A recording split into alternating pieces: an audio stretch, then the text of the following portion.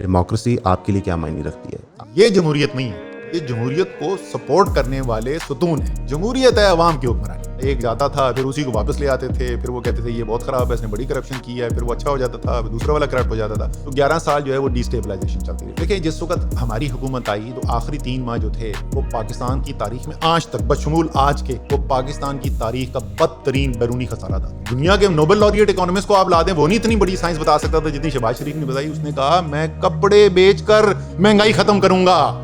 With in the system, یعنی کہ جو گورنمنٹ میں لوگ ہیں وہی ایک دوسرے کی لیگ پولنگ کر رہے ہوتے ہیں. یہ تو پی ڈی ایم میں تو واضح نظر، پر آپ کے ٹائم یہ چیز نظر آ رہی تھی. اسحاق ڈار جو ہیں وہ کوئی نارمل پارٹی آپریٹر نہیں، بڑے وہ نواز شریف کے سمدھی ہیں. سر وہاں معاملہ فیملی کا چلتا ہے. سر جی ریکارڈ نکال کے دیکھیں، میمو گیٹ کیس، مدعی Mian Muhammad Nawaz Sharif, signatory to the charter of democracy, supreme court میں کالا کوٹ پہن کے میاں صاحب پہنچ گئے. چوری کی ہوئی ہے عوام کا پیسہ، تو وہ تو معافی صرف عوام ہی دے سکتے ہیں، اور ان کا طریقہ جو ہے وہ الیکشن میں ہی ہوتا ہے، وہیں سے معافی ملتی ہے. اس کے علاوہ عوام سے معافی لینے کا اور کوئی طریقہ نہیں ہے. ان اسلام آباد کی زمینوں کے اوپر جرنیل، جج، صحافی، سیاستدان، بیوروکریٹ جو ہے وہ کروڑ پتی بن گئے، اور وہ بیچارے جو ہیں وہ ابھی بھی بہت سارے ان میں سے لوگ جو ہیں، اکثر لوگ ابھی بھی مشکل زندگی گزار رہے ہیں. اگر ایک طرف عمران خان سب سے پاپولر پولیٹیکل لیڈر ہے پاکستان کا، آگے ایسے لگے کہ فوج اور وہ سامنے آ گئے، تو اس سچویشن کے اندر اگر عمران خان گرتا ہے تو ملک کا نقصان ہے، اور فوج گرتی ہے تو ملک کا نقصان ہے. اس کرنٹ گورنمنٹ کا پرابلم یہ لیجٹمیسی کوئی نہیں. آپ کی 2018 کی گورنمنٹ لیجٹمیٹ تھی. 2018 اور 2024 کا فرق جو ہے نا وہ ڈفرنس آف کائنڈ ہے. جب پرسیپشن آپ کی یہ ہو کہ سارا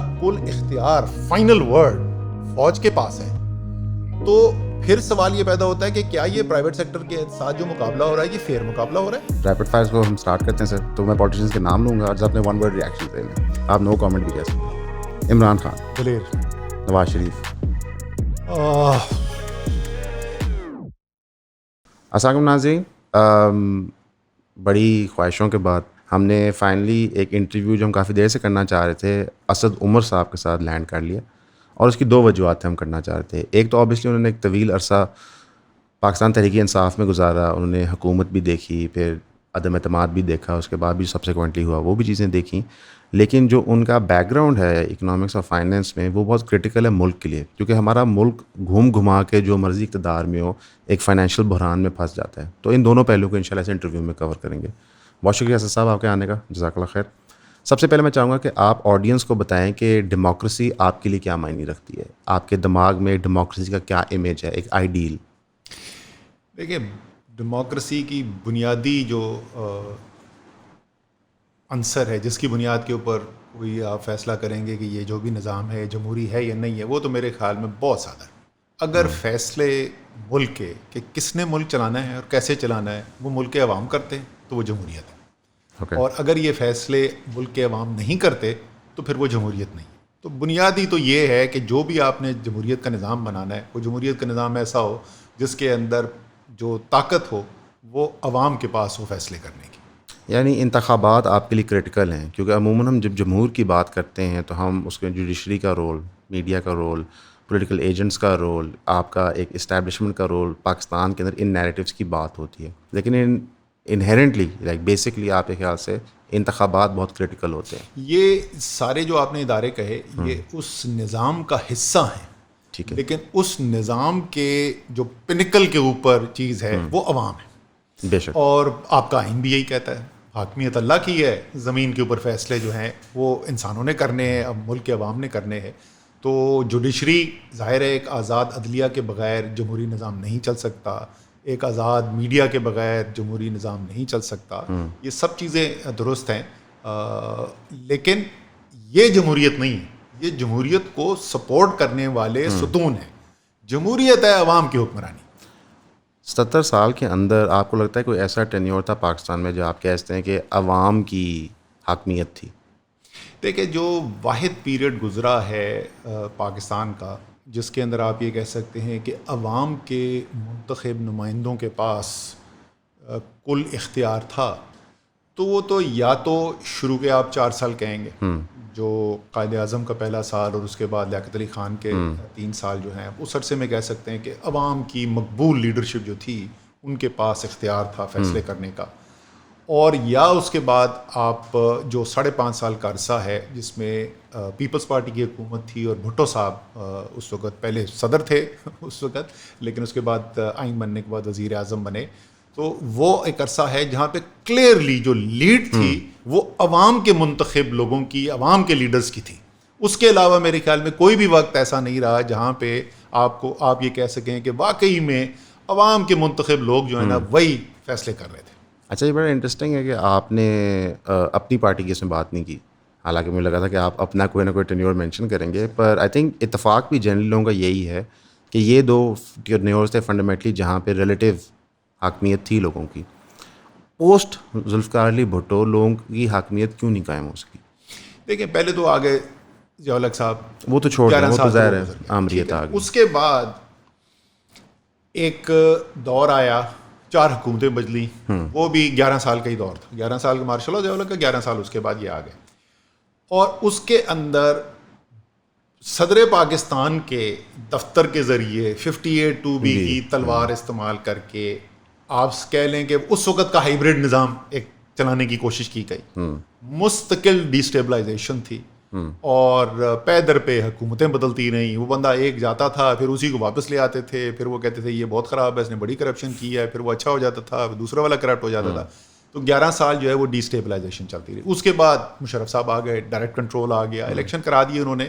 مارشل لا نہیں اناؤنس کیا بٹ کنٹرول میں جنرل مشرف کا کنٹرول تھا، فوج کے کنٹرول میں تھا. اس کے بعد سے پھر ایک اور ہائیبرڈ نظام آ گیا. اور میری بالکل کلیئر اس کے اوپر پوزیشن ہے. اور جو میں نے آپ کو نہیں ذکر کیا اپنی حکومت کو، اس لیے کہ وہ بھی ایک پارٹ آف دس یہ پوسٹ 2008 کا جو نیا والا ہائیبرڈ نظام ہے اس کی بھی تھوڑی تھوڑی فنکشنالٹی بدلتی رہتی ہے، لیکن ایک ہائیبرڈ نظام ابھی بھی چل رہا ہے. اور یہ نظام ہائیبرڈ نظام کیا ہے؟ یہ وہ ہے جو کوئی نظام نہیں ہے. اور یہ میں بالکل کلیئر ہوں، میں اس کے اوپر آرٹیکل بھی لکھ چکا ہوں کہ جب تک آپ کے کسی بھی ملک کے اندر ایک واضح کلیئر نظام نہیں ہوگا کہ کون کنٹرول میں ہے، سکسیشن کیسے ہونی ہے، اس وقت تک وہ ملک ترقی کر ہی نہیں سکتا، چاہے وہ جمہوری ہو یا غیر جمہوری ہو. چائنا جمہوری نہیں ہے لیکن چائنا کے اندر بڑا واضح نظام ہے. سعودی عربیہ جمہوری نہیں ہے لیکن بالکل واضح نظام ہے.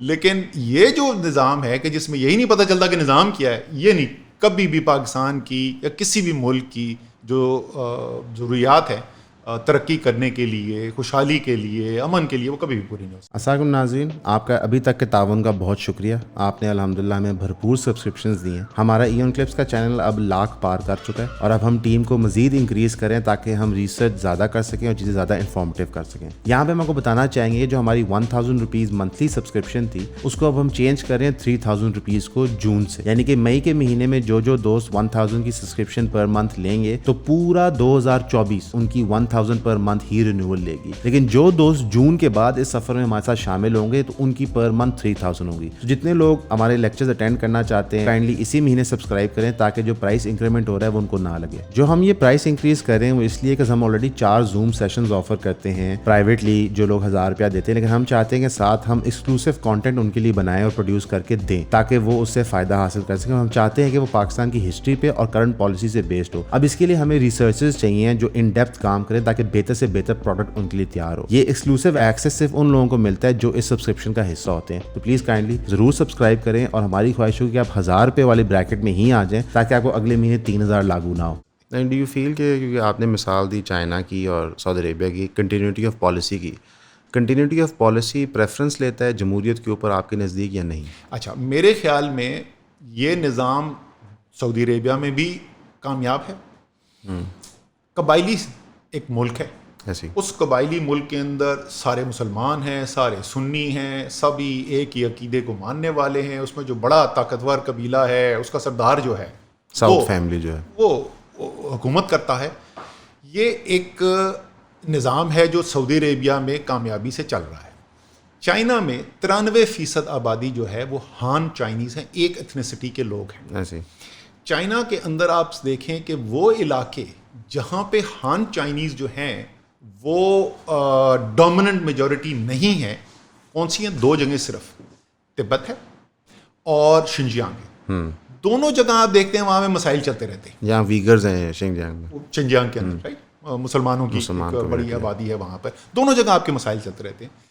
تو پاکستان جیسا ملک جو مختلف زبانیں بولنے والے, مختلف ایتھنیسٹی کے پر مشتمل ہو, یہ ملک جو ہے, اس نوعیت کا ملک جو ہے, وہ جمہوریت کے بغیر نہیں کامیاب ہو سکتا.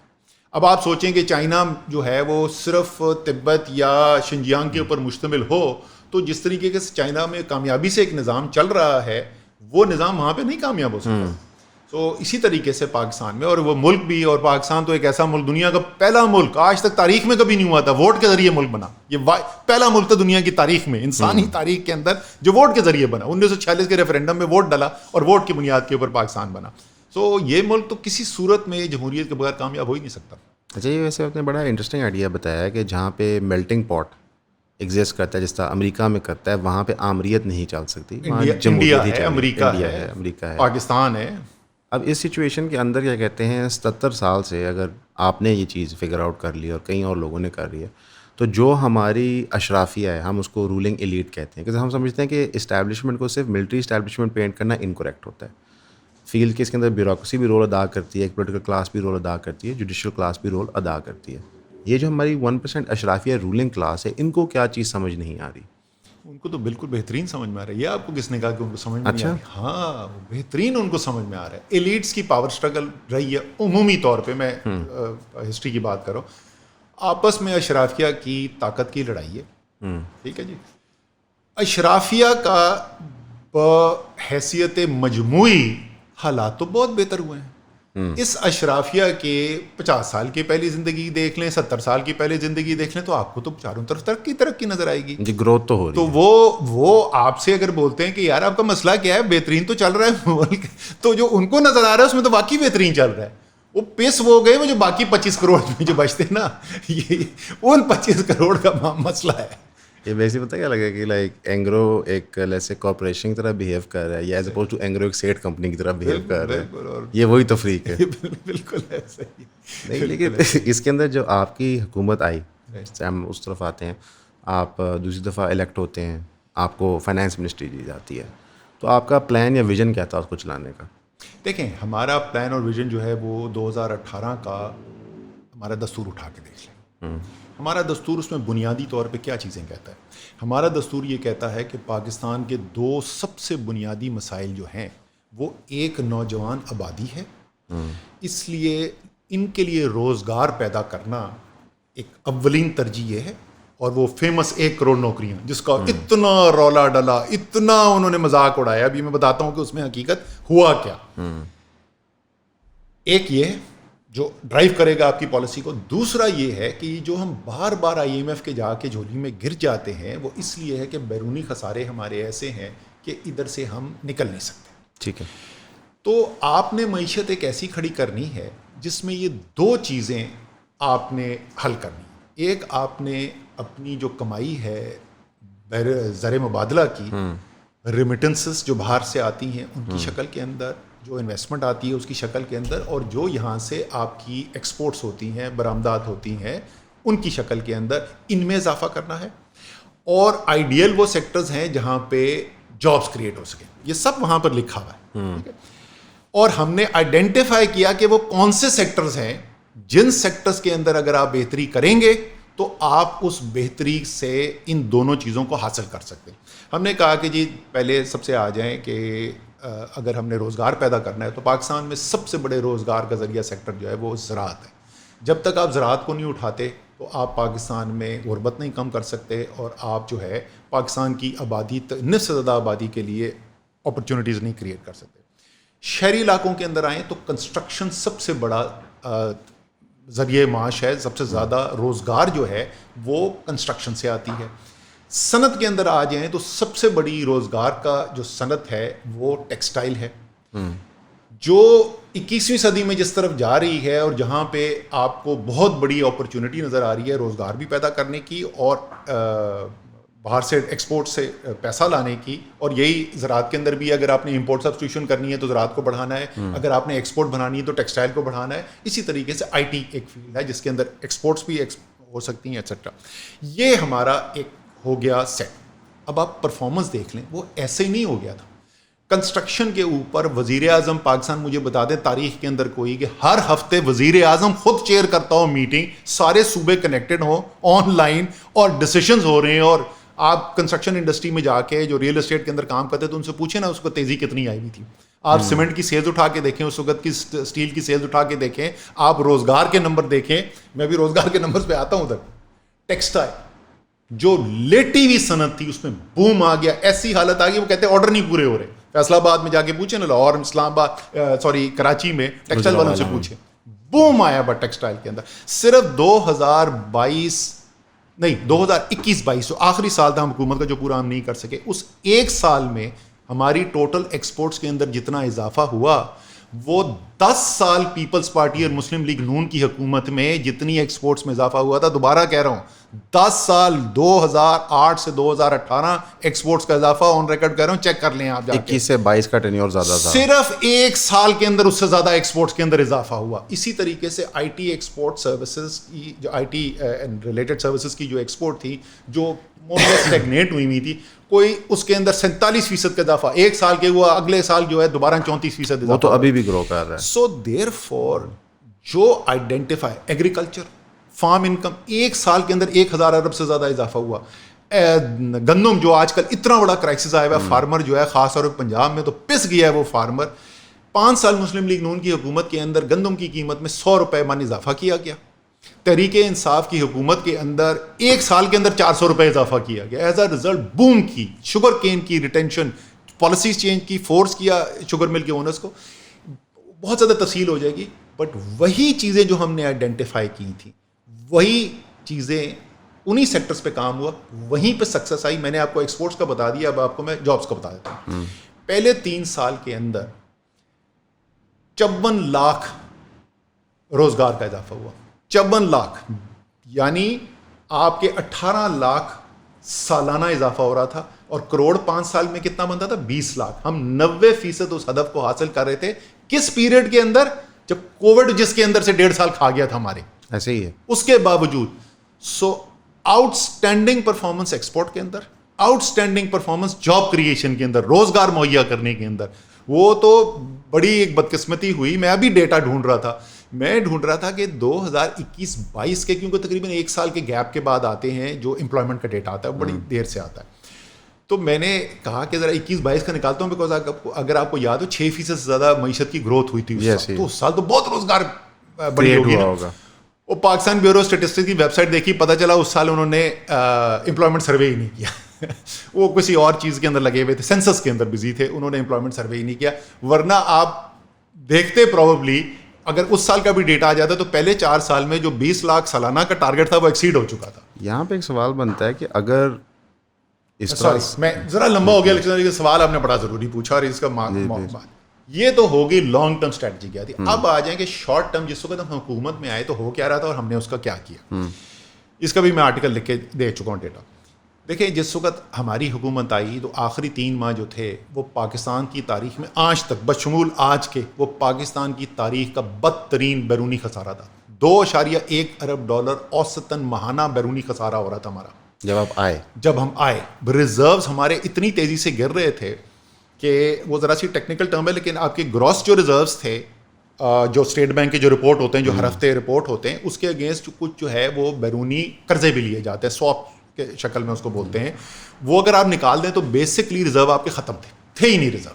یہ صورتحال کے اندر ہم آئے. ماس وائز سواپ میں اویلیبل تھے جو آپ کے پاس نہیں, آپ کے پاس ریزروز تھے, گراس ریزروز تھے, کوئی میرے خیال میں وہ آگے تھے, کوئی $8 بلین کے قریب گراس ریزرو تھے, $8-9 بلین کے, اور تقریباً اتنے کے اس سے تھوڑے سے کم جو ہے وہ سواپس ہوئے تھے. تو نیٹ آپ کے ریزرو جو تھے وہ نہ ہونے کے برابر تھے. اور ماہانہ امپورٹس آپ کی ہونی تھی $5 ارب, اور جیسے میں نے آپ کو بتایا بیرونی خسارہ صرف جو ہے امپورٹ ایکسپورٹ سب اکاؤنٹ کر کے $2 بلین مہینے سے زیادہ ہو رہا تھا.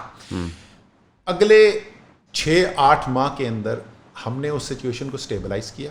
ریزروز بڑھے, عمران خان باہر گئے, چائنا سے پیسہ آیا, سعودی عرب سے پیسہ آیا, UAE سے پیسہ آیا, امپورٹ ریسٹرکشنز لگائی گئیں, امپورٹس کے اندر کمی کی گئی. کرنٹ اکاؤنٹ ڈیفیسٹ میں 2/3 کی کمی ہوئی. $2 ارب جہاں پہ مہینے کا ہو رہا تھا وہ $650 ملین کے اوپر آ گیا. تو پیسہ بھی لے کے آیا, جو خسارہ ہو رہا تھا اس کو بھی ہم نے کم کیا. جب یہ کرتے ہیں آپ تو آپ کو مشکل فیصلے بھی کرنے پڑتے ہیں, اس کی وجہ سے آپ کی معیشت کی رفتار بھی کم ہوتی ہے اور اس کی وجہ سے مہنگائی میں بھی کچھ اضافہ ہوتا ہے اسٹارٹ میں. اب ذرا سا کمپیئر کر لیں اس پیریڈ کو 8, یہ پلیز اپنے نہیں ہم اسٹارٹ ایڈ کر دیں گے, میں آپ کو ہاں پلیز آپ اس کے اندر ضرور دکھانا کہ یار یہ دیکھنا کہ یہ تحریک انصاف کی حکومت آئی, یہ ریزروز کے یہ سچویشن اور یہ جو کرنٹ اکاؤنٹ ڈیفیسٹ والا اسد عمر بتا رہے ہیں یہ واقعی صحیح تھا کہ نہیں تھا. اور نتیجتاً اگلے سال ہوا کیا, ہمارا جو مہنگائی کی شرح تھی وہ 10% سے بھی کم تھی. اس پہلے سال میں جب یہ پرخچے اڑ رہے تھے, جس وقت ہم کنٹرول کرنے کی کوشش کر رہے ہیں, روپیہ ڈی ویلیو ہو رہا ہے, امپورٹ ریسٹرکشنز لگ رہی ہیں ایٹسیٹرا ایٹسیٹرا, تو اس وقت شرح ڈسکاؤنٹ ریٹ بڑھایا جا رہا ہے. اس کے باوجود 10% سے کم سنگل ڈیجٹ کے اندر ہماری انفلیشن تھی اور ہماری جی ڈی پی گروتھ جو ہے اس سال مثبت 1.9% ہوئی. 3 سال کے بعد جناب آ گئی شہباز شریف صاحب کی حکومت, جنہوں نے قوم کو ایک نئی سائنس نہیں وہ تو سر آپ کی بھی مہنگائی سے بچانے آئے تھے. میں بتا رہا ہوں نا, ایسی وجہ کو بات یار, یہ تو کسی دنیا کے نوبل لاریٹ اکانومسٹ کو آپ لا دیں, وہ نہیں اتنی بڑی سائنس بتا سکتا تھا جتنی شہباز شریف نے بتائی. اس نے کہا میں کپڑے بیچ کر مہنگائی ختم کروں گا. انہوں نے اپنے کپڑے بیچنے تھے, وہ شکر ہے کپڑے نہیں لا لیتے. سو شہباز شریف صاحب نے کیا کیا, پاکستان کی تاریخ کی بدترین مہنگائی کی 37% کے اوپر آپ کا سی پی آئی پہنچ گیا. جو ایس پی آئی ہے, جو ضروری اشیاء ہوتی ہیں عوام کی خریدنے کی, جو اس کو میجر کرتا ہے, وہ 48% پہ پہنچ گیا. پاکستان کی تاریخ کی بدترین مہنگائی, ہماری 10% سے کم, ان کی 37% کے اوپر پہنچی ہوئی. اسی طریقے سے میں نے جیسے آپ کو بتایا, جی ڈی پی گروتھ ہمارے وقت میں اس میکرو اکنامک اسٹیبلائزیشن والے سال میں 1.9% تھی اور یہاں منفی ہوئی. یہ ہوتا ہے فرق جناب. وہ جو کہتے ہیں نا کہ تیاری کوئی نہیں تھی, اور تیاری کے بغیر اگر ایسے پرفارم آپ کر سکتے ہیں تو یہ تیاری والے ہیں, ان کی آپ کو میں نے پرفارمنس دکھا دی. بھائی آئندہ خدا کا واسطہ تیاری کے ساتھ نہ آنا. کوئی تیاری تھی, کو کچھ پتا تھا تو یہ سب کیا اور یہ سب اچیو کیا. انٹرسٹنگ انف جو آپ نے, کیونکہ آپ نے ظاہر کافی چیزیں انپیک کی, اور انشاءاللہ ہم اپنے لسنرس کے لیے جو انہوں نے فیکٹس بتائے ہیں ان کو ویریفائی کر کے ایڈ کرتے جائیں گے, اور کمپیریٹیو ڈیٹا بھی آپ کو انشاءاللہ دیں گے, حالانکہ پاکستان میں ملنا مشکل ہوتا ہے. ٹھیک ہے, لیکن یہ سارا کچھ آپ نے اچیو کیا رائٹ, کہ اور ہم اسیوم کرتے ہیں ٹو بی ٹرو, یہ چیزیں ابھی گورنمنٹ کیوں نہیں کر پا رہی؟ دیکھیں اس کی ایک تو بہت بڑی وجہ یہ تھی کہ ہماری جس وقت حکومت آئی تو کوئی غیر یقینی سیاسی صورتحال نہیں تھی. اوکے, سب کو پتہ تھا عمران خان وزیر اعظم ہیں, الیکٹ ہو کے آئے ہیں, حکومت ابھی چلنی ہے, اور کوئی انسرٹنٹی وہاں پر نہیں تھی. ایک پارٹی ڈومیننٹ کنٹرول کے اندر تھی, سب کو پتہ تھا کس نے فیصلے کرنے. جب ان کی حکومت آئی تو اگر آپ کو یاد ہو 10 اپریل کو ختم ہوتی ہے عمران خان کی تحریک انصاف کی حکومت ختم ہوتی ہے, اگلے دن عوام سڑکوں میں نظر آ جاتی ہے, نکل آتی ہے, خود ہی نکل آتے. مجھے فون آتا ہے مراد سعید کا. مراد سعید مجھے بولا اسد بھائی کدھر ہے؟ میں نے کہا میں اپنے فلیٹ میں ہوں. اسد بھائی باہر تو نکلو. کیا ہو گیا؟ اسد بھائی انقلاب ہے, انقلاب. میں نے کیا ہو گیا؟ وہ عوام ہی عوام ہے چاروں طرف. ہم باہر گئے, وہ عوام نکلی ہوئی. ٹھیک ہے نا, پریشر بڑھنا شروع ہوا, بات ہو گئی, یہ حکومت ابھی گئی, مہینے میں گئی, 2 مہینے میں گئی. ایک تو ان کی انسرٹنٹی بے تحاشا ان کی چل رہی تھی. دوسری, جب یہ پی ڈی ایم بنی ہوئی تھی, اب ہم حکومت میں, ہم ان کے ساتھ نیگوشیشن کریں, آخری کچھ دن ہے, تو ہم بات کرتے تھے ان کے ساتھ. سعد رفیق ہوتے تھے, ایاز صادق ہوتے تھے, نوید قمر وارا, یہ لوگ بیٹھے ہوتے تھے, مولانا کا بیٹا اسد جو ہے وہ ہوتے تھے. تو ہم ان کو بات کرتے تھے, میں پرویز خٹک, شاہ محمود قریشی, فواد چودھری. تو ہم کہتے تھے اچھا ٹھیک ہے یہ کر لیں. وہ کہتے تھے اچھا 1 منٹ رک جائیں, ابھی ہم واپس جائیں گے. یار تمہارا مسئلہ کیا, تم فیصلہ کیوں؟ میں نے کہا بھائی آپ نے 1 بندے سے پوچھنا ہوتا ہے, ہمیں 13 بندوں سے پوچھنا ہوتا ہے. سو کوئی کلیئرٹی نہیں, کوئی لیجٹمیسی نہیں. قوم جو ہے وہ کہہ رہی ہے کہ یہ امپورٹڈ حکومت نامنظور. پاکستان کی ٹویٹر کی تاریخ کا سب سے بڑا ٹرینڈ بن جاتا ہے امپورٹڈ حکومت نامنظور. سو وہ تو پیرالائز ہوئی ہوئی حکومت تھی, فیصلے ہی کوئی نہیں ہو رہے. اچھا جو سونے پہ سہاگا جو بچ گیا, ادھر بیٹھا ہوا فائنانس منسٹر مفتاح اسماعیل, ادھر لندن بیٹھے ہوئے اسحاق ڈار. اب اسحاق ڈار جو ہیں انہوں نے مفتاح اسماعیل کو گرانا ہے. ٹھیک ہے, یہ ویسے بڑا ایشو ہے. یہ ایک بات چلی تھی آپ کے دور حکومت میں بھی کہ ود ان دا سسٹم، یعنی کہ جو گورنمنٹ میں لوگ ہیں وہی ایک دوسرے کی لیگ پولنگ کر رہے ہوتے ہیں. یہ تو پی ڈی ایم میں تو واضح نظر ہے، پر آپ کے ٹائم یہ چیز نظر آ رہی تھی. صحیح ہے، یہ بالکل ٹھیک ہے. یہ سیاسی جماعتوں کے اندر ایک حد تک ہوتا ہے، لیکن اسحاق ڈار جو ہیں وہ کوئی نارمل پارٹی آپریٹو نہیں بڑے وہ نواز شریف کے سمدھی ہیں سر. معاملہ فیملی کا چلتا ہے، ٹھیک ہے نا. تو مفتاح اسماعیل بہت اچھے آدمی ہوں گے، لیکن مفتاح اسماعیل فیملی نہیں ہے. تو ادھر معاملہ فیملی کا آ گیا تھا اور وہ ہوا، وہ آپ کو پتا ہے. اور وہ تو آڈیو بھی لیک ہو گئی، آپ نے سن لیا، مریم نے بھی کہا کہ اس نے بیڑا گرک کرا دیا اور ایٹسیٹرا ایٹسیٹرا. تو یہ سارے فیکٹرز مل کے پیرالسس، ایک کرائسس سچویشن کریٹ ہوئی ہے، پولیٹیکل انسرٹنٹی ہے، ڈیسیشن میکنگ ہو نہیں رہی. تو ایسے حالات پاکستان کے عوام نے دیکھے، مہنگائی کی شکل میں بھی اور بے روزگاری کی شکل میں بھی، جو پاکستان کی تاریخ میں کبھی نہیں ہوا تھا. اب سر الیکشن ہو جاتا ہے، اس کا نتیجہ 8 فروری کو آپ نے دیکھ لیا. الیکشن ہو جاتا ہے، الیکشن کے بعد اگلی گورنمنٹ بن جاتی ہے. ہم ابھی الیکشن والے سوال کی بحث چھوڑ دیتے ہیں، ہم اگلی گورنمنٹ پہ آ جاتے ہیں. کرنٹلی جو گورنمنٹ ہے وہ کیوں نہیں آپریٹ کر پا رہی اس طرح؟ پی ڈی ایم کا تو ہو گیا، وہ تو انڈرسٹینڈیبل ہے. پہلی بات تو میرے خیال میں نسبتاً اس حکومت سے یہ پھر بھی سٹارٹ تھوڑا بہتر ہوا ہے. اوکے، تھوڑا بہتر ہے اس سے، کیونکہ وہ جتنی اس وقت فریگمنٹیشن والا تھی اس سے تھوڑی بہتر ہے. لیکن ابھی بھی کیا سچویشن ہے؟ ابھی اگر انوار الحق کاکڑ حنیف عباسی کو یہ بول رہے ہیں کہ تم نے زیادہ بولا اگر تو فارم 47 45 کھلوائیں، وہ تو سچ بول رہے ہیں. ایک لیجٹمیسی نہیں گورنمنٹ کی، انسرٹنٹی ہے. اب کل کیس لگا ہوا تھا اسلام آباد ہائی کورٹ میں، تینوں اسلام آباد کے ایم این اے. جی سر. تو وہ صبح میں ڈسٹرکٹ کورٹ اسلام آباد میں میرا کیس تھا عدالت میں، تو میں وہاں پہ نکلا تو جرنلسٹ مجھ سے پوچھ رہے تھے. میں نے کہا تم غلط عدالت آیا، اصل کیس تو اسلام آباد میں لگا ہوا ہے آج ہائی کورٹ میں. وہاں پہ ہو سکتا ہے شام تک تینوں ایم این ایز ہی بدلے میں ہوں. میری تو ڈیٹ ہی لگنی ہے. ہاں، ہماری تو تاریخ ہی پڑھنی. تو وہ جو ہے انسرٹنٹی ہے ابھی بھی. سو جو اکنامک ڈیسیشن میکرز ہیں، جو اکنامک پلیئرز ہیں، اب مجھے بتائیں ان کو کیا کانفیڈنس ہوگا کہ وہ کیسے فیصلے کریں. یار یہ ہوں گے نہیں ہوں گے، فارم 47 45 کھلیں گے نہیں کھلیں گے. اسلام آباد ہائی کورٹ کے ججز نے خط لکھ دیا، سپریم کورٹ کے اندر معاملہ کھلا ہوا ہے. ایک انسرٹنٹی کی فضا ابھی بھی چل رہی ہے. تو جب تک پولیٹیکل اسٹیبلٹی آپ کے پاس نہیں آتی تو کوئی میریکل ہی ہوگا کہ آپ کی اکنامک اسٹیبلٹی آئے. ایک چیز ہم نے دیکھی تھی کہ آپ کا جو گورنمنٹ کا ٹینیور تھا اسٹارٹ کا، اس میں کہا جاتا تھا کہ army and P T I is on one page, اور اس کی وجہ سے آپ کریڈٹ کرتے ہیں کہ بہت سرٹینٹی تھی ہماری گورنمنٹ، ہمیں پتہ تھا کہ ہم نے اقتدار میں رہنا ہے. اب اس وقت جو نئی گورنمنٹ فارم ہوئی ہے، کیا ان کی وہ انڈرسٹینڈنگ نہیں ہے کہ ان کو سرٹینٹی نہیں ہے؟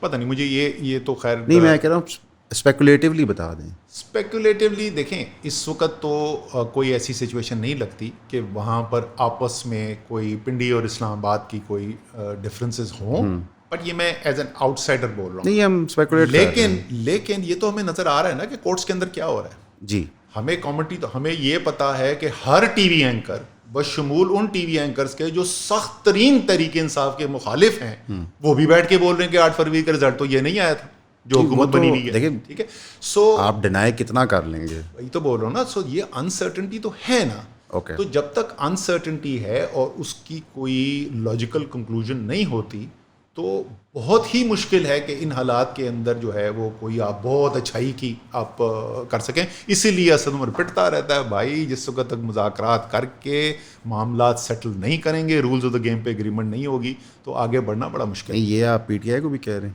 میں پی ٹی آئی کو بھی کہتا ہوں، میں یہ پی ٹی آئی کو بھی کہتا ہوں، اور میری ان کو بھی یہی ریکمنڈیشن ہے کہ ریالٹیز کو سامنے رکھ کر، کیونکہ آپ نیشنل لیڈر ہیں نا، آپ تجزیہ نگار نہیں ہیں، آپ نیشنل لیڈر ہیں. اس وقت سب سے بڑی پاکستان کی پارٹی ہے اور عوام کی بہت بڑی تعداد ان کے ساتھ کھڑی ہوئی ہے.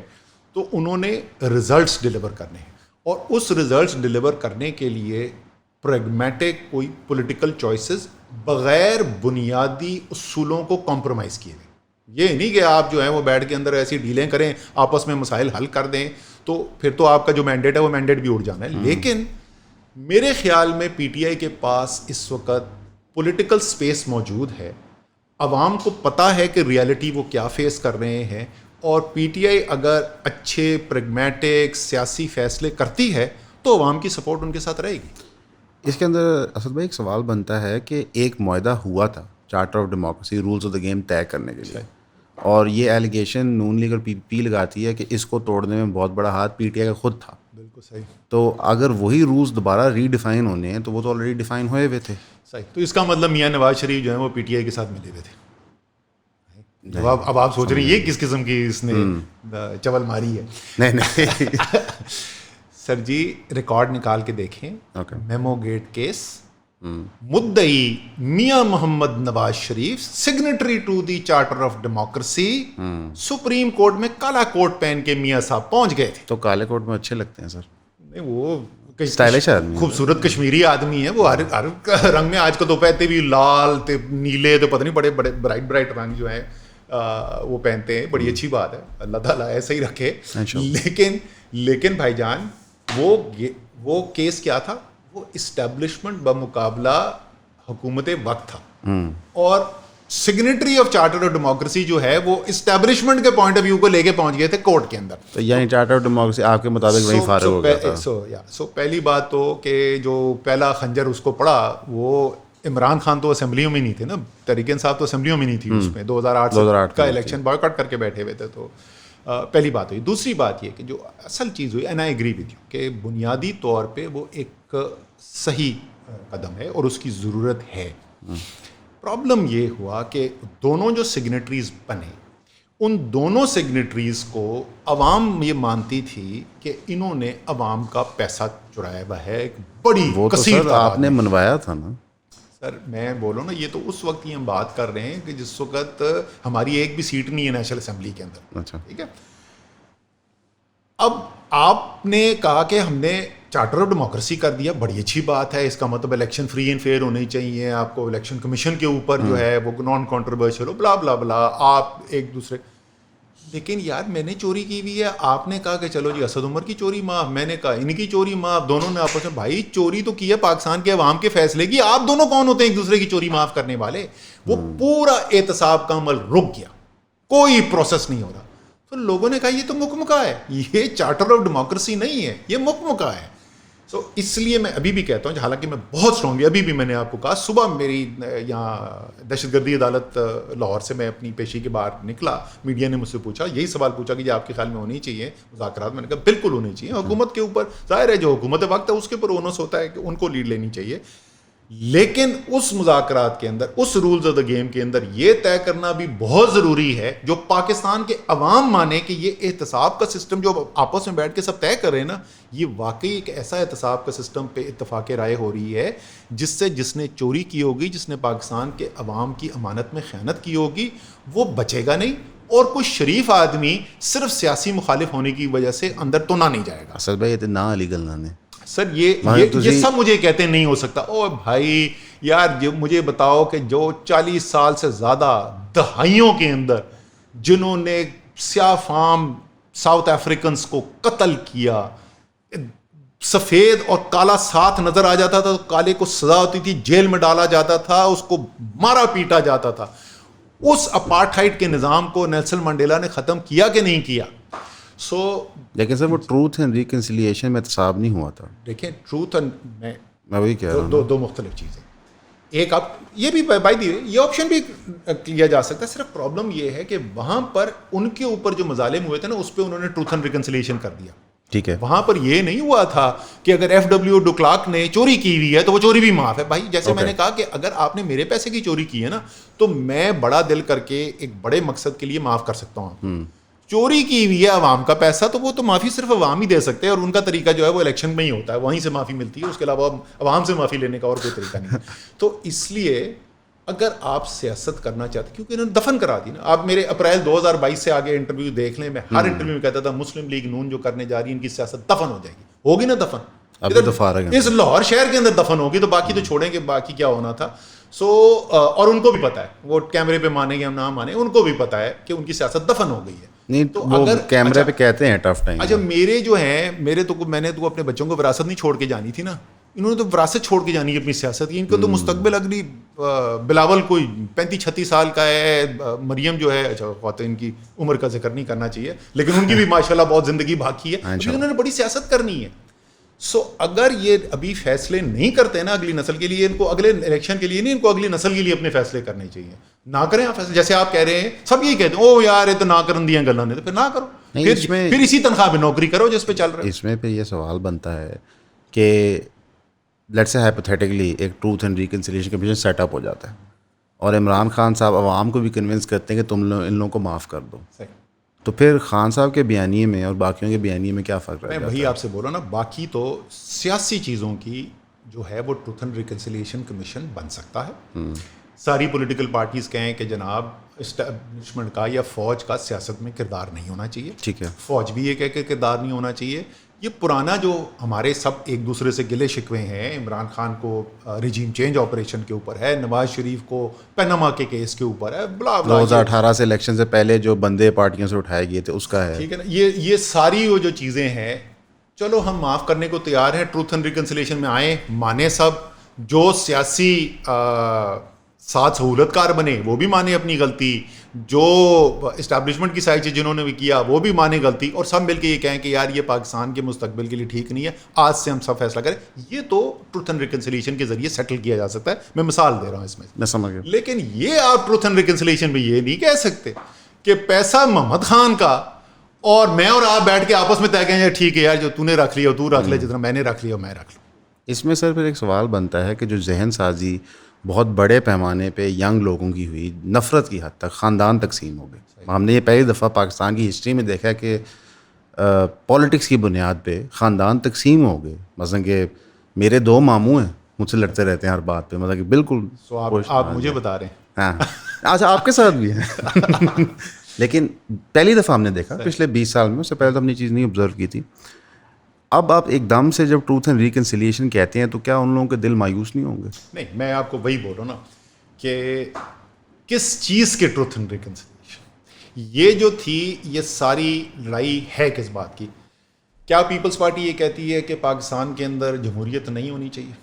کیا پیپلز پارٹی یہ کہتی ہے کہ فوج کا کردار ہونا چاہیے؟ کیا جمعیت فضل الرحمان کہتی ہے؟ کیا مسلم لیگ نون کہتی ہے؟ کیا ایم کہتی ہے؟ کیا پی ٹی آئی کہتی ہے؟ کیا ان میں سے کوئی بھی ایک ہے جو یہ کہتا ہے؟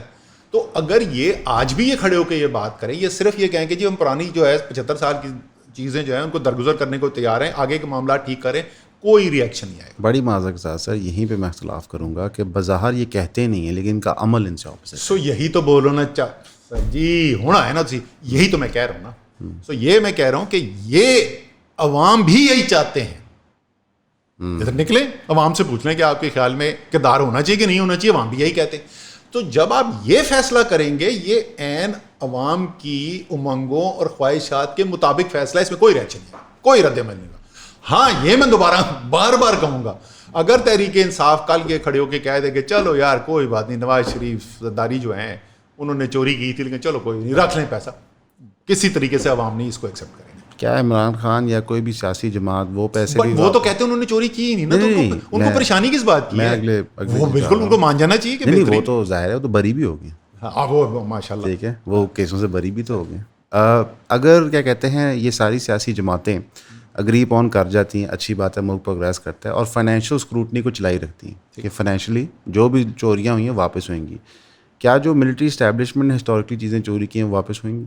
میں آپ سے بالکل, اگر جو کرپشن کا تو ایک ہی بار احتساب سیم ہونا چاہیے, مطلب جو جج صاحبان ہیں, جو فوجی صاحبان ہیں, ایٹسیٹرا ایٹسیٹرا. میں آپ کو بڑی مزدار بات بتاؤں یہ کیسے چلتا ہے.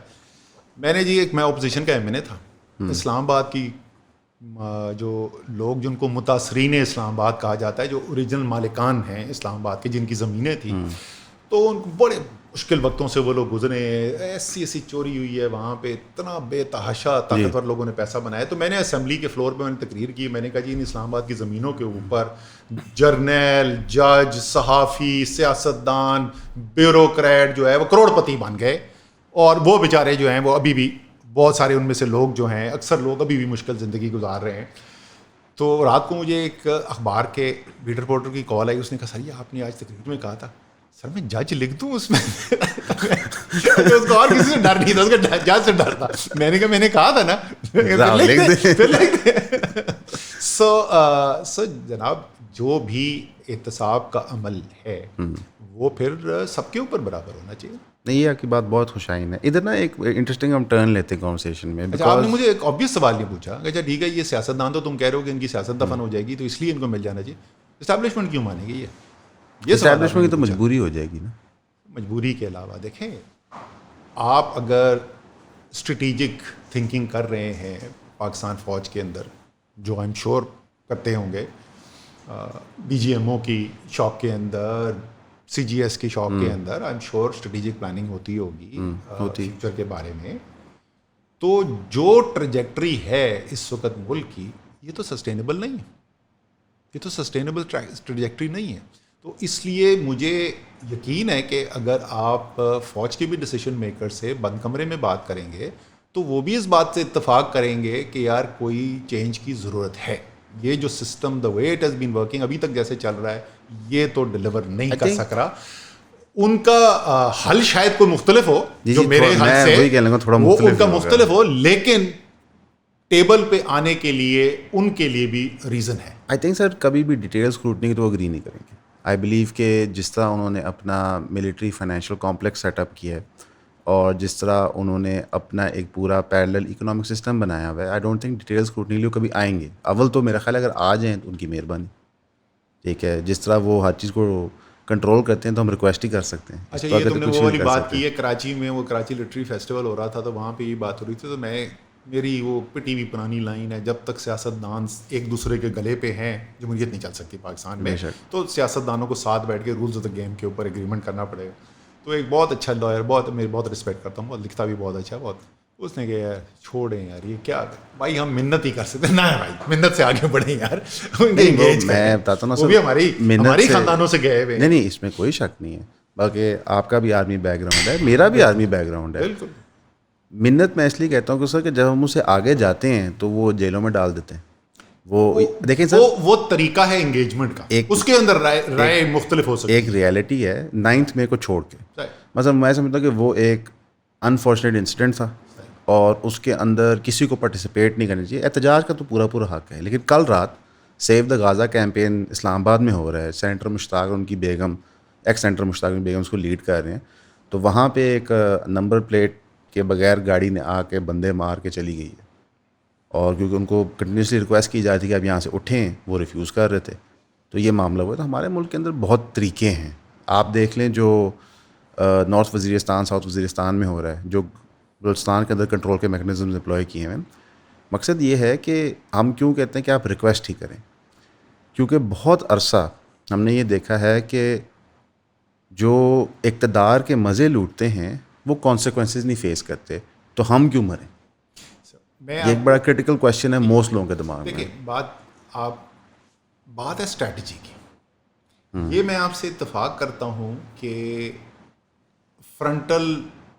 کانفرنٹیشن جو ہے نہیں وہ غلط ہے وہ اس کا حل نہیں یہ میری اپنی رائے ہے ہو سکتا ہے میں غلط ہوں اور اسی لیے میں کہا کرتا تھا پہلے بھی اور میں ابھی بھی یہ یقین رکھتا ہوں کہ اگر ایک طرف عمران خان سب سے پاپولر پولیٹیکل لیڈر ہے پاکستان کا آگے ایسے لگے کہ فوج اور وہ سامنے آ گئے تو اس سچویشن کے اندر اگر عمران خان گرتا ہے تو ملک کا نقصان ہے اور فوج گرتی ہے تو ملک کا نقصان ہے سو وہ اسٹریٹجی کی بات ہے بٹ میں یہ کہہ رہا ہوں جیسے ہم آپ کی فیملی ہے ہماری فیملی ہے سو ہمارے خاندانوں سے نکلے ہوئے نا تو ہمیں انگیج جو ہے یہ بات ہمیں ضرور بالکل کرنی چاہیے کہ یہ جس طریقے سے چل رہا ہے جو نان سسٹم کے طور پہ چلایا جا رہا ہے یہ پاکستان کو نہیں ڈیلیور کر سکتا اور اس کو دوبارہ ریوزٹ کرنے کی اور تبدیل کرنے کی ارجنٹ ضرورت ہے ادھر اصل کیا کہتے ہیں ہم ایک ٹرن لیں گے بیکاز ہم نے 2012 جب آپ سیاست میں انٹر کرتے ہیں اس ٹائم ہم نے ایک اور چیز بھی دیکھی کہ پہلی دفعہ لوگوں نے اپنی پروفیشنل کیپیسٹی میں جابس کوئٹ کر کے پالیٹکس جوائن کرنا شروع کی آپ کے بھائی جو ہیں وہ اس ٹائم میں نون لیگ میں گئے اور جنرلی اوور آل پاپولیشن کے اندر بھی ہم نے یہ شفٹ دیکھا سب سے پہلی بات ورکنگ پروفیشنلز کا پالیٹکس میں آنا اچھی چیز ہے بری چیز ہے آپ کی کیا رائے ہے اس پہ دیکھیے بہت ضروری ہے جو آپ کا پولیٹیکل سسٹم ہے اس پولیٹیکل سسٹم کے اندر عمومی طور پر کمی پائی جاتی ہے ان لوگوں کی جو گورننس کا کام کر سکیں یا ایون جو اپوزیشن کے اندر ہیں تو وہ ایک کریٹیکل پروفیشنل اپوزیشن کا رول ادا کر سکیں اس لیے پروفیشنل لوگوں کا آنا سیاست کے اندر ایک اچھی چیز ہے اور اس کو انکریج کرنا چاہیے انٹرسٹنگ انف یہ کہتے ہیں کہ مثلا کہ آپ سیاست کے اندر آئے پھر آپ نے سیاست سے ریٹائر کر لیا حالانکہ پاکستان میں سیاست سے کوئی ریٹائر نہیں کرتا صحیح پر آپ کا میں سمجھتا ہوں ایک یونیک ون آف سچویشن ہے جہاں پہ آپ نے کہا یار اب یہ ایک ٹینیور میرا کمپلیٹ ہو گیا وائبلی اسپیکنگ ڈو یو تھنک کہ پڑھے لکھے انڈیویجول کے لیے سٹیز کے علاوہ بھی اسپیس ہے پالیٹکس کے اندر؟ اچھا پہلی بات تو یہ جو آپ نے کی نا یہ اس کو ذرا سا ڈسکس کریں. دیکھیں جو پروفیشنل آئے گا وہ کوئی نہ جائیدادیں بنانے کے لیے آ رہا ہے نہ اس نے وراثت میں اپنی گدی چھوڑنی. وہ آئے گا, اس کو پیشن ہے, اس نے کنٹریبیوٹ کرنا ہے, وہ اس کی گھر کی بھی ذمہ داریاں ہیں, اس کی اپنی بھی زندگی ہے, وہ آئے گا, وہ کنٹریبیوٹ کرے گا اور وہ چلا جائے گا. ٹھیک ہے. ان میں سے چند ایسے ہوں گے جو کہیں گے نہیں یار اب میں نے ساری زندگی یہی کرنا ہے. دنیا بھر میں ایسے ہوتا ہے, ساری دنیا میں یہ ہوتا ہے. پروفیشنل آتا ہے, وہ کنٹریبیوٹ کرتا ہے اور اس کے بعد چلا جاتا ہے. ٹھیک ہے, اسی لیے آپ کو یہ بڑی ریئر چیز ہوگی کہ پروفیشنل جو ہے وہ اپنی پروفیشن ہی گیو اپ کر دے اور وہ صرف سیاست کرنے پہ آ جائے. تو سو یہ بھی آپ کو یہ جو کہتے ہیں نا مجھے ہر ایک بولو او سر سیاست سے کون ریٹائر ہوا ہے, یار سیاست سے بڑی دنیا میں لوگ ریٹائر ہوتے ہیں. تو اس لیے یہ جب آپ پروفیشنلز آئیں گے تو ویسے ہوگا, پروفیشنل آئے گا کنٹریبیوٹ کرے گا چلا جائے گا. اس کے بعد جب بھی اس کو یار نہیں اگر جانا چاہے گا تو بے شک میں یہ نہیں کہہ رہا کہ میں پابند نہیں کر رہا کہ 10 سال ہیں اس کے بعد سارے واپس جاؤ, لیکن زیادہ تر پھر ایسا ہی ہوگا, وہ آئیں گے کچھ عرصے کے لیے کنٹریبیوٹ کریں گے پھر دل موو آن کچھ اور کریں گے جا کے زندگی میں, اپنی ذمہ داریاں جو ہیں نجی ذمہ داریاں وہ سنبھالیں گے. ایک ہائپوتھیٹیکل کویشچن کرتے ہیں کہ لیٹس سے خان صاحب باہر نکلتے ہیں, پی ٹی آئی گورنمنٹ میں آتی ہے, اگلے الیکشن میں بات کرتے ہیں, تو خان صاحب کہتے ہیں کہ اسد صاحب آپ کی یہ سروسز ریکوائرڈ ہیں, تو would you want to work again یا نہیں؟ نہیں دیکھیں میں سیاست سے ریٹائر ہو گیا نہیں, ٹیکنیکل کیپیسٹی یا پالیسی میکنگ کیپیسٹی. ہاں پالیسی میں ہیلپ کو چاہیے بالکل ضرور. میں تو اس وقت بھی جس وقت میں آیا تھا تو ادھر لاہور میں میٹنگ ہوئی تھی, آخری مہینوں چلتا رہا. پہلے ایکچولی تو سالوں سے کہہ رہے تھے خان صاحب, بٹ آخری 1 سال تو بہت ہی زیادہ بار بار تو آخری میٹنگ جو ہوئی نا میں نے ان سے پوچھی یار آپ کو چاہیے کیا, آپ کو پالیسی ہیلپ چاہیے, ان پٹ چاہیے, میں اویلیبل ہوں. ابھی مجھے پچھلے مہینے آپ جہانگیر ترین کی کال آئی, اس نے کہا یار اسد خان کہہ رہے کہ اسد کو بھی بلا لو, انرجی پالیسی فائنلائز کرنی ہے. میں آ گیا, میں سارا دن بیٹھا رہا, آپ کے پاس جو بھی ان پٹ تھی میں نے دے دی. تو آپ چاہتے ہیں پٹی چلے اسد عمر پاکستان طریقے انسان, ہاں مجھے یہ چاہیے. تو وہ پٹی جو ہے وہ والا فیز میں کہہ رہا ہوں. اور اس وقت بھائی جی 1 سال کی بات ہوئی تھی, 11.5 سال کر لیا. ہاں جی. سو بٹ ادروائز بھائی میرا یہ عشق ہے اس قوم کے ساتھ, ٹھیک ہے نا. تو مجھے پی ٹی آئی والے پوچھتے ہیں, ان سے بولتا ہوں یار یہ تم چھوڑو, میں نے سیاست کرنی ہے کہ نہیں کرنی, مجھے بتاؤ خدمت کیا چاہیے یار, حاضر ہوں. نہیں یہ جو بھی ہیلپ چاہیے مجھے بتاؤ کیا کر سکتا ہوں. یہ خدمت کی سروس ابھی گورنمنٹ کو دیں گے, کر بلائیں؟ نہیں, اس گورنمنٹ کے ساتھ پرابلم جو ہے نا وہ لیجٹمیسی کا ہے. اوکے, اگر لیجٹمیٹ گورنمنٹ ہو, جب میں پالیٹکس میں نہیں ہوں اور نان پولیٹیکل, جو پہلے فار ایگزامپل سندھ گورنمنٹ جو ہے, ہم نے سندھ گورنمنٹ کو بھی جو ان کو بھی مدد کی ضرورت ہوتی تھی, پروفیشنل ان پٹ کی ضرورت ہوتی تھی, ہم بھی دے دیتے تھے. پنجاب گورنمنٹ تھی, فیڈرل گورنمنٹ تھی, تو ہم سب کو ایگرو کا ایک کارپوریٹ ہم نے کلچر بنایا ہوا تھا کہ ہم رشوتیں دیتے نہیں ہیں. تو یہ سارے جو پولیٹیشینز اینڈ گورنمنٹس ہیں they also want to accomplish something, تو ہم اپنی نالج ایکسپرٹیز وہ فیسلٹیز جو ہیں جو اویلیبل چیزیں ہیں دے دیں. اس کرنٹ گورنمنٹ کا پرابلم یہ لیجٹمیسی کوئی نہیں. اوکے, آپ کا یہ بلیف ہے. اب آپ 2024 کے الیکشن پہ بات لیں, جی جی, تو آپ کے خیال سے یہ کہتے ہیں کہ آپ کی 2018 کی گورنمنٹ لیجٹمیٹ تھی؟ بکاز یہ ایک سوال اکثر ہوتا ہے. ہاں اچھا, میں آپ کو یہ بڑے یہ کیونکہ کمپیریٹیو سوال ہو جاتا ہے. بالکل سوال ہوتا ہے. میں اس کاشف کو بھی بولا تھا, میں نے کہا یار یہ جو تم بولتے ہو نا, جو تم غلط بولتے ہو, جو صحیح بات ہے یہ کیا, ایک بالکل نان انٹرفیئرنس ماڈل کے تحت 2018 کا الیکشن ہوا تھا, نہیں ہوا تھا. اوکے, ٹھیک ہے, لیکن تو اس وقت بھی ہوا تھا, ابھی بھی ہوا تھا. معذرت کے ساتھ, میں ایک ہمارے پروفیسر ہوتے تھے ڈاکٹر شرافت علی ہاشمی, فائنینس ہم نے ان سے پڑھی, probably the best finance teacher I B A ever had. He is a legend in I B A آج. سو ڈاکٹر ہاشمی نے ایک ہمیں اسٹارٹس پڑھاتے ہوئے ایک چیز بولی تھی جو میرے دماغ میں آج تک چپکی ہوئی ہے. There is a difference of degree and there is a difference of kind. And sometimes the difference of degree becomes so big that it is a difference of kind. ٹھیک ہے نا. تو 2018 اور 2024 کا فرق جو ہے نا وہ ڈفرنس آف کائنڈ ہے. کیا اس وقت کی اسٹیبلشمنٹ نے لوگوں کو انکریج کیا کہ یار آپ پی ٹی آئی جوائن کر لیں؟ بالکل کیا. انکریج آپ نے بڑے پولائٹلی کہا سر. نہیں انکریج کیا. وہاں پہ یہ نہیں تھا کہ تم نہیں کرو گے تو تمہیں اڈیالہ, ایسا کوئی کیس نہیں تھا. وہاں پہ انکریج کیا, فیوچر تمہارا ادھر بہتر ہے, ادھر چلے جاؤ, ہم بتا رہے ہیں ادھر تم اچھے رہو گے.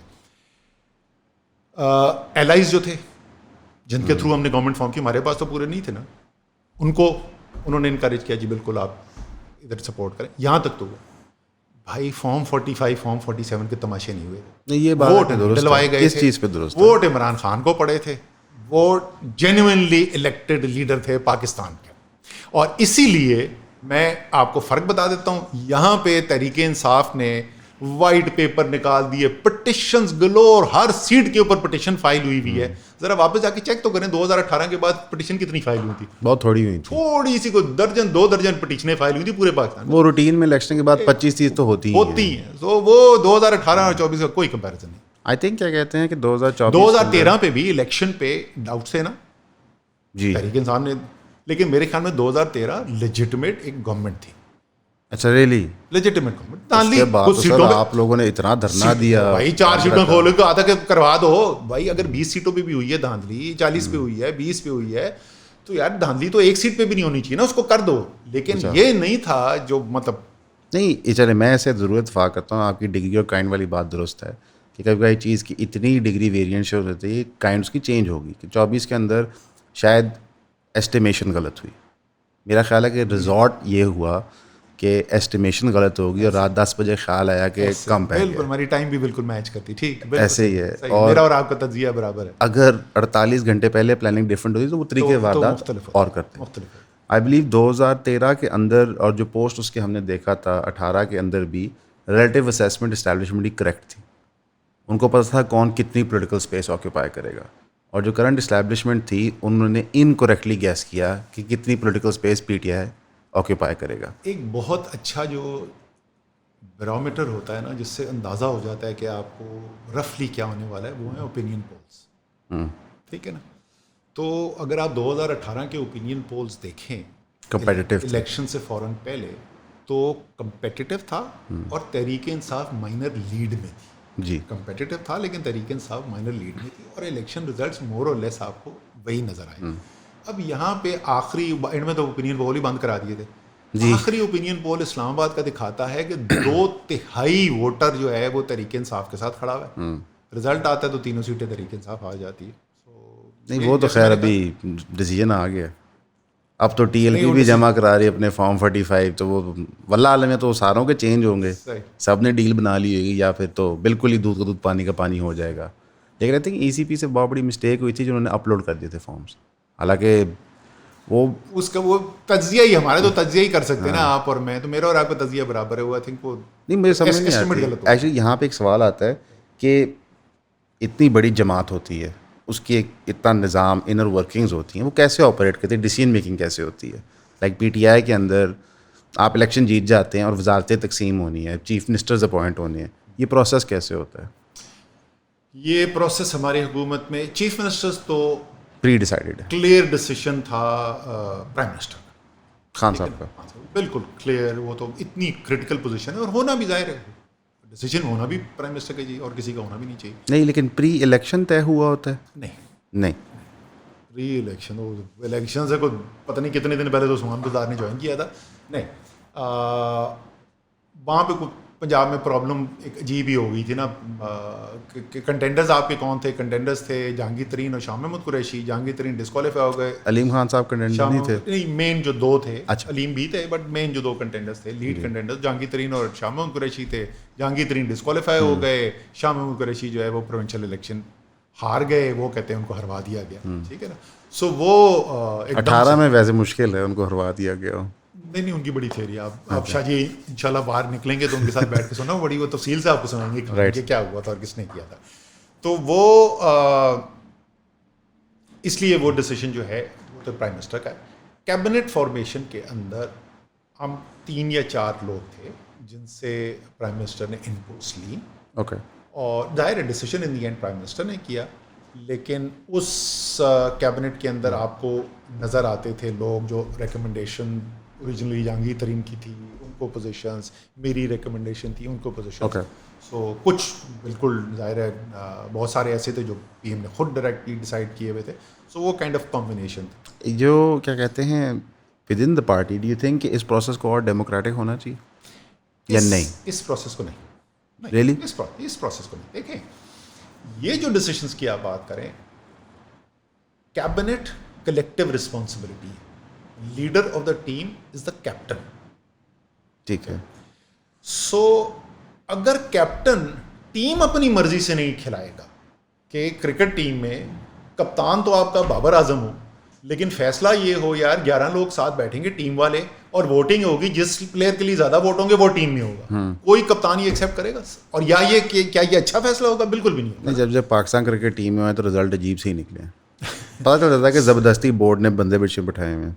So, नहीं, बट आई एम सेइंग कि एज अ प्रिंसिपल क्या ये अच्छा फैसला होगा? क्या ये अच्छा तरीका टीम सेलेक्ट करना? नहीं है ना। कोई भी दुनिया में ये नहीं कहेगा कि ये अच्छा फैसला है। हर एक ये कहेगा कि यार जिसको लीडरशिप की रिस्पॉन्सिबिलिटी दी है उसको अपनी टीम सेलेक्ट करने दो, वो नहीं परफॉर्म करता उसको निकाल दो, लेकिन जब तक वो लीड कर रहा है तो उसके पास होना चाहिए। इसी तरीके से ये टीम जिसने खिलानी है, मेरी प्रेस कॉन्फ्रेंस अप्रैल 18-19 जो हुई भी था 2019 की देख लें, जिस दिन मैंने फ्रांस मिनिस्ट्री से रिज़ाइन किया, मैंने कहा जी पीएम ने एनर्जी मिनिस्ट्री टेक ओवर करने की कोई थी, मैंने उनसे इजाज़त ले ली है टू स्टेप डाउन, तो मैं कैबिनेट से जा रहा हूँ। सो उस दिन भी मैंने ये कहा था भाई वोट इमरान खान को पड़ा है, जिम्मेदारी इमरान खान की है, लोग इमरान खान को देखेंगे रिजल्ट के लिए, तो जो टीम खेल रही है इमरान खान की मर्जी की होनी चाहिए। नहीं, ये आपका मैं समझता हूँ कि वो प्रेस कॉन्फ्रेंस एक अच्छी चीज़ थी जनरली ओवरऑल पॉलिटिक्स के एथिक्स के लिए, कि बिल्कुल रुस के नहीं चले जाते। मतलब कि अगर आपका जो लीडर है या प्राइम मिनिस्टर उसको नहीं है कि परफॉर्मेंस ठीक ली फॉर एनी रीज़न, या सोचता है कि शायद इससे बेहतर वो बंदा ये काम परफॉर्म कर दे, तो जो काशिफ ने मुझसे पूछा था यार कि अगर आप सैकड़े मारे थे तो क्यों चेंज कर दिए, मैंने कहा नहीं, मैं 30s 40s को एक आध 50 भी मारा था, खान ने बोला यार ये सैकड़े मारेगा, तो That's fine. इसमें परेशानी की क्या बात है भाई? क्या असद उमर को पाकिस्तान के अवाम ने वजीर खजाना इलेक्ट किया था? नहीं किया था ना, MNA इलेक्ट किया था। वजीर खजाना इमरान खान ने बनाया था। तो इमरान खान की मर्जी है, जब उसके मुझे लगाने पे एतराज़ नहीं तो उसके चेंज करने में मैं किस बात पे एतराज़ करूँ? ये वैसे मेरे ख्याल से ये एक अच्छा पॉजिटिव माइंडसेट है, इसी तरह होना चाहिए मोस्ट पॉलिटिशियंस का। इसहाक डार साहब की तरह बिल्कुल घर से लड़ लेना नहीं चाहिए कि मेरी मिनिस्ट्री तो खास ली। लेकिन सर क्या कहते हैं, इधर एक और खान का समझी नहीं था ना। हाँ ये है वैसे सर। यहाँ पे एक और बात पे आते हैं कि वैसे आपका कैंडिडेट ओपिनियन क्या है मिलिट्री फाइनेंशियल कॉम्प्लेक्स के बारे में? देखिए उसको मैं ये सवाल आपसे पहले बताता हूँ क्यों पूछ रहा हूँ। मैं प्रेफेस करना चाहूँगा कि आप PTI में काफ़ी देर से थे, बेशक अब आपका PTI एज ए जमात से ताल्लुक़ नहीं है, पर आप एक नज़रिए से ज़रूर एग्री करते थे, और इस वक्त उनका लॉगर हेड्स बाज़ार नज़र आता है मिलिट्री इंडस्ट्रियल कॉम्प्लेक्स के साथ, जिसका एक इंटीग्रल कंपोनेंट है उनका फाइनेंशियल कॉम्प्लेक्स। तो आप क्या राय है उसके बारे में? देखिए इसको ज़रा सा डिसएग्रीगेट करना पड़ेगा। करें। जो इनकी बुनियाद रखी गई फौजी फाउंडेशन की 50s के अंदर, वो जो उनके रिटायरीज़ थे, जो शोहदा थे, उनकी वेलफेयर के लिए जी पैसा पड़ा हुआ था वहाँ पे फौज के पास, प्री पार्टीशन डे से पड़ा हुआ था। उन्होंने कहा कि इसके रेट ऑफ रिटर्न बेहतर करने के लिए अगर हम इसको बिज़नेस के अंदर डिप्लॉय करेंगे तो हमें ज़्यादा अच्छा रिटर्न मिलेगा। तो वो बेनिफिट्स जो उन्होंने पास ऑन करने हैं इन हज़ारों बल्कि लाखों लोगों को, अगर वहाँ से कमाई आ रही है तो उससे पाकिस्तान के टैक्स पेयर का बर्डन कम होता है। ओके, सो फंडामेंटली इस पार्ट के अंदर कोई बहुत बड़ा प्रॉब्लम नहीं था। प्रॉब्लम जो अच्छा एक ये हो गया, मैं दूसरे की असूल ठीक है, दूसरा उसूलन मुझे कोई इतना इशू नहीं लगता, तो मैं आपको बताता हूँ कि क्यों ये इशू ज़्यादा क्यों अब नज़र आता है। दूसरी चीज़ जो हुई वो ये कि जो ऑपरेटिंग आर्मी के अंदर यूनिट्स थे, FW, NLC एट्सेट्रा, वो डायरेक्ट सर्विंग फौजी उधर काम कर रहे हैं, उसको लीड कर रहे हैं, सिविलियंस भी हैं बट सर्विंग फौजी उसको लीड कर रहे हैं, पावर पोजीशंस में वही होते हैं, और वो डायरेक्ट कंपटीशन में प्राइवेट सेक्टर के साथ। ये ज़रा ज़्यादा प्रॉब्लमेटिक केस आ गया आपका, because now this is not welfare driven etcetera. But जो असल कंपाउंड हुआ ये प्रॉब्लम कि अगर फौज का पाकिस्तान में वही रोल हो जो एक वेस्टर्न डेमोक्रेसी के अंदर है, तो शायद आप ये सवाल भी ना बोलें।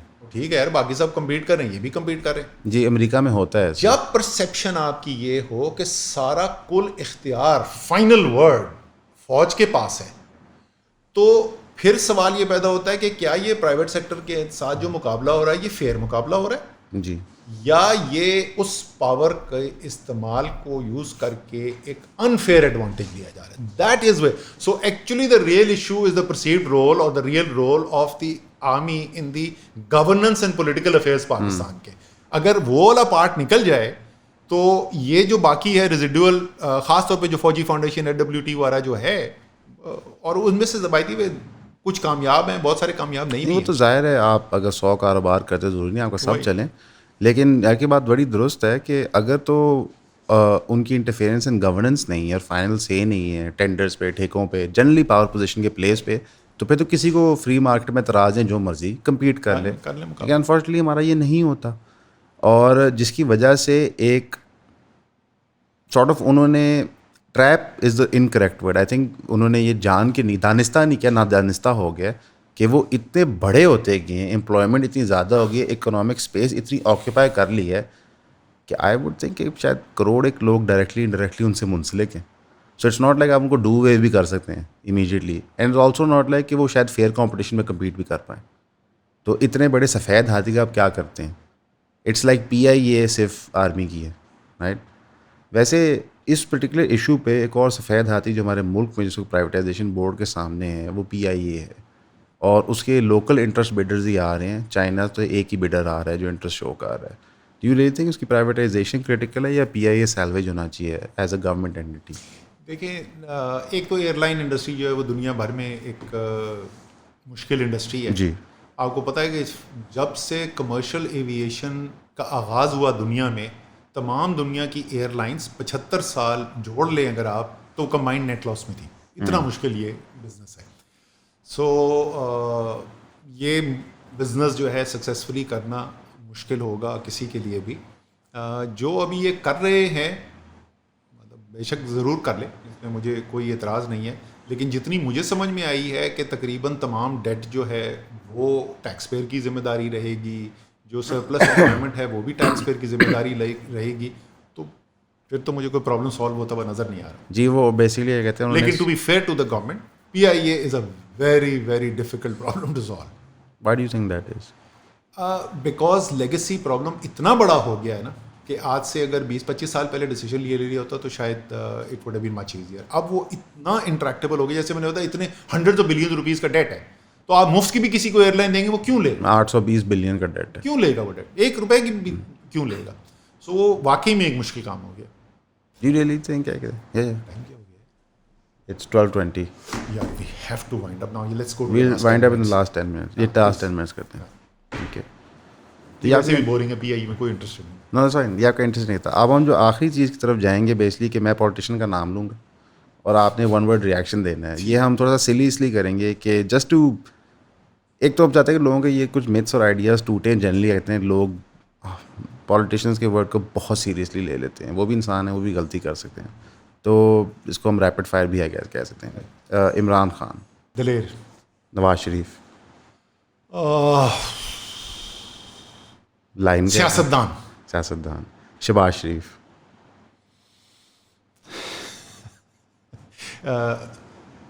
ریلیف پروگرام, اچھا, آصف علی زرداری, کائیاں, علیم خان صاحب, علیم خان, کامیاب کاروباری, جہانگیر ترین صاحب, اچھا ایڈمنسٹریٹر, الطاف حسین,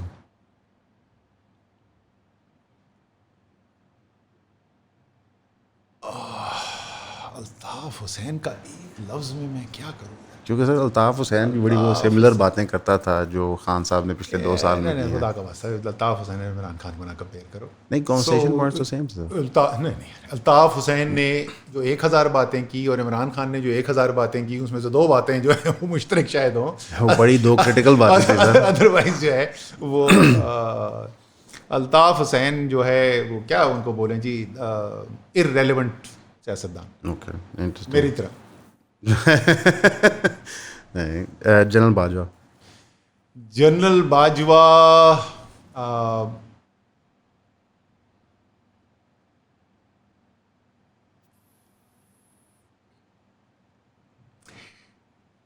واضح,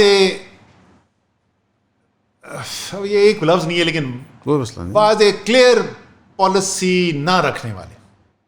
بس اس کا کیا مطلب کلیئر پالیسی رکھنے والے تھوڑی سمجھ نہیں, مطلب ان کی پالیسی جو ہے وہ بدلتی رہتی تھی. اچھا, لائک فلپ فلاپ کرتے تھے. اوکے. اور سر ہم آخری آتے ہیں قاضی فائز عیسیٰ.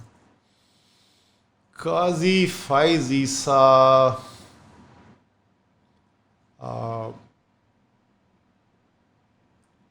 اوپینینیٹڈ کو کیا اردو میں کہا جائے؟ اوپینینیٹ ہی کہتے سر. مطلب ویسے وہ جو پی ٹی آئی کا وہ لگتا نہیں ہے کہ وہ سامنے والے کی بات کو کھلے دماغ سے سن رہے ہیں. وہ لگتا یہ ہے کہ جو انہوں نے فیصلہ کر لیا ہے بس وہی فیصلہ ہے. آپ کو لگتا ہے کہ پی ٹی آئی کا انکریکٹ فیصلہ تھا ان کو لٹیگیٹ کرنا جس طرح انہوں نے کیا تھا؟ میں اس وقت کابینہ میں نہیں تھا. مجھے یاد ہے کہ میں عارف الوی کے پاس گیا تھا اور میں نے کہا کہ ڈاک یہ غلطی کر رہے ہیں, یہ نہیں کرنا چاہیے. لیکن ہیونگ سیڈ دیٹ, مجھے یہ بتائیں کہ اگر پرائم منسٹر کے سامنے لا کے ایک سپوزڈ ایویڈنس رکھ دیا جائے, عمران خان بھائی کہہ چکے ہیں کہ ہمیں نہیں کرنا چاہیے تھا, جی آئی نو, لیکن میں پھر بھی عمران خان کو اس لیے بینیفٹ آف ڈاؤٹ دے رہا ہوں کہ مجھے بتائیں آپ پرائم منسٹر آپ کے سامنے آ کے ایک جج کے خلاف رکھ دیا جائے, آپ اگر کچھ بھی نہیں کرتے تو آپ نے کس بنیاد پہ فیصلہ کر لیا کہ کچھ نہیں ہوا. اگر آپ ایگزیکٹو کچھ کرنا شروع کر دیتے ہیں تو آپ جوڈیشل پروسیس کے اندر انٹرفیئر کریں. تو میرے خیال میں انہوں نے جو راستہ اختیار کیا وہ راستہ تو بالکل لیجیٹمیٹ تھا نا. انہوں نے کہا یار یہی سپریم جوڈیشل کاؤنسل کے پاس بھیج دیتے, وہ فیصلہ کر لیں. یہ تو نہیں کہا عمران خان نے کہ جا کے قاضی فیصلہ کے خلاف ہی کرو فیصلہ. نہیں, خان صاحب کو یہ نہیں پتا تھا کہ کون کروا رہا ہے, کیوں کروا رہا ہے. یہ تو خان صاحب ہی بتا سکتے ہیں. آپ کے خیال سے ویسے ایک یہ اگین ہم ایک اسپیکولیٹو ڈسکشن ہے, کوئی بالکل کوئی نہ سمجھے کہ یہ فیکٹ آپ کو بتایا جا رہا ہے, یہ انڈرسٹینڈنگ ڈیولپ کرنے کے لیے, لیکن لوگ اسپیکولیٹ تو کرتے ہیں. جب آپ لوگ پارٹی بیٹھ کے آپس میں لوگ ڈسکس کر رہے ہوتے ہیں چیزیں, ظاہر ہے جو چیز پارٹی کے پریمیئر کو پتہ ہوتی ہے ضروری نہیں وہ سب کو پتہ ہو, تو آپ لوگوں کو نظر آ رہا ہوتا ہے کہ یہاں سے مشورہ آ رہا ہے یا اس اینگل سے یہ بات ہو رہی ہے, کیونکہ بہت ساری چیزیں پی ٹی آئی گورنمنٹ نے کی تھی اپنے دور میں جو واضح نظر آ رہا تھا کہ عقل پہ نہیں بیٹھ رہی اور پارٹی کی اوور آل گفتگو میں بھی نظر نہیں آ رہی.